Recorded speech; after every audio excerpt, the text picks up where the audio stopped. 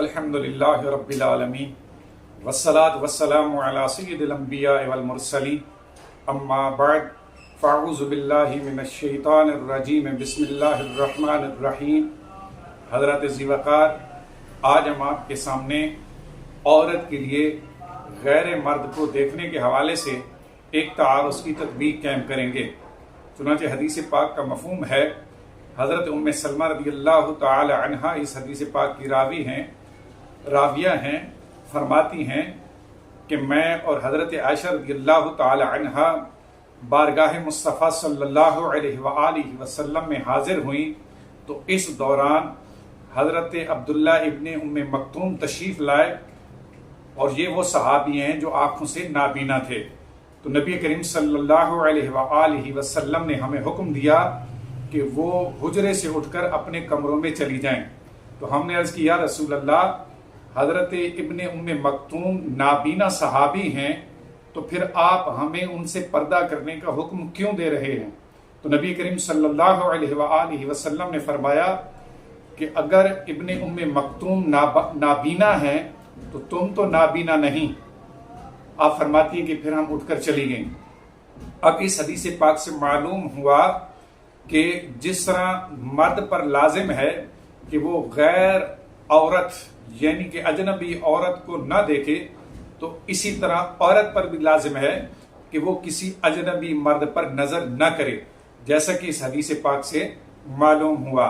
جبکہ اس کے برعکس دوسری حدیث پاک جو حضرت عائشہ صدیقہ رضی اللہ تعالی عنہ سے مروی ہے، فرماتی ہیں کہ حبشی مسجد نبوی کے اندر نیزہ بازی کرتے تھے، تو مجھے نبی کریم صلی اللہ علیہ وآلہ وسلم اپنی چادر میں چھپا کر ان کے کھیل کود کو دکھایا کرتے تھے، تو اس طرح میں کافی دیر تک ان کا کھیل دیکھا کرتی تھی۔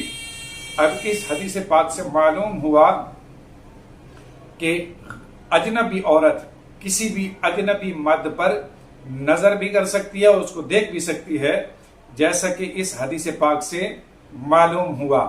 جبکہ پہلی حدیث سے ثابت ہوا کہ غیر عورت کسی غیر یعنی اجنبی مرد پر نظر نہیں کر سکتی۔ دونوں حدیثوں میں بظاہر تعارض معلوم ہوتا ہے۔ اب اس تعارض کے درمیان تطبیق کس طرح قائم ہوگی کہ یاد رکھیں، ایک ہے بیان جواز اور دوسرا ہے بیان احتیاط۔ بیان جواز کا مطلب یہ ہے کہ کسی بھی اجنبی عورت کا کسی اجنبی مرد پر نظر کرنا، اگر شہوت کی نیت نہ ہو تو یہ نظر کرنا جائز ہے، جیسا کہ حضرت عائشہ صدیقہ رضی اللہ تعالی عنہ کی حدیث پاک سے معلوم ہوا۔ اور بیان احتیاط یہ ہے، یعنی احتیاط یہ ہے کہ کوئی عورت کسی اجنبی مرد پر نظر نہ کرے بلکہ اپنی نظر کو جھکا کر رکھے، جیسا کہ حضرت عبداللہ ابن ام مکتوم کی حدیث پاک سے معلوم ہوا۔ تو اب خلاصہ یہ ہوا کہ جس حدیث پاک میں حضور نے اپنی ازواج پاک کو حضرت عبداللہ ابن مکتوم کو دیکھنے سے منع فرمایا، اس سے بیان احتیاط مراد ہے۔ اور جس حدیث میں حضرت عائشہ رضی اللہ تعالی عنہ کو حبشیوں کی آپ نے نیزہ بازی دکھائی، تو یہ بیان جواز کے لیے ہے۔ تو اس حدیث میں بیان جواز کا ذکر ہے اور پہلی حدیث میں بیان احتیاط کا ذکر ہے۔